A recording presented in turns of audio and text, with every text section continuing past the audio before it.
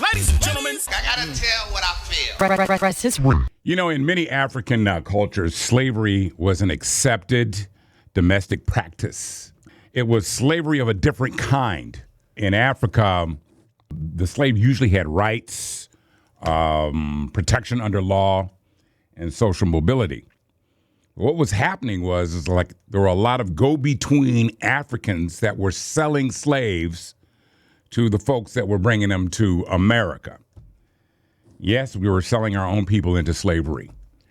And researchers say that kings and chiefs had no idea how brutal and how the slaves were being treated back in America. Because, I mean, they used to refer to their slaves as their sons and their daughters and you know, part of the family.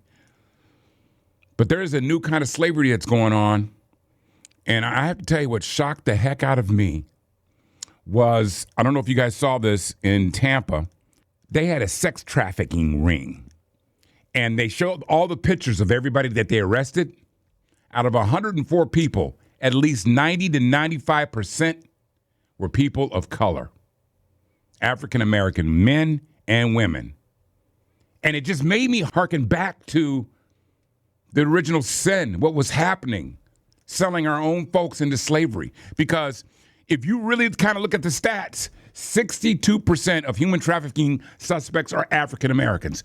52% of all juvenile prostitution arrests are African-Americans. 40% of victims of human trafficking are African-Americans.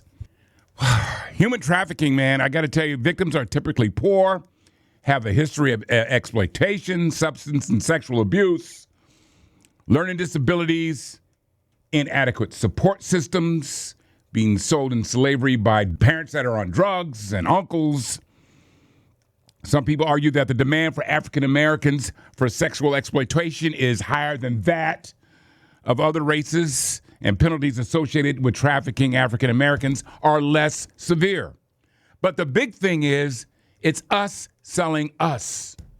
The other big thing is us saying nothing. Not all of us. A lot of us say nothing. That's why we have all these missing African American girls and nobody's looking for them. We don't cooperate.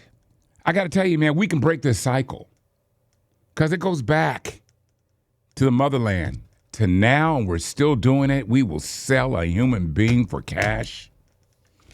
I am going to continue to use my voice as much as possible to educate us and everybody in the community about this epidemic. I don't know about you, man, but I fear for my daughter and even your young kids, your young boys. We got to figure this out. That's my rant.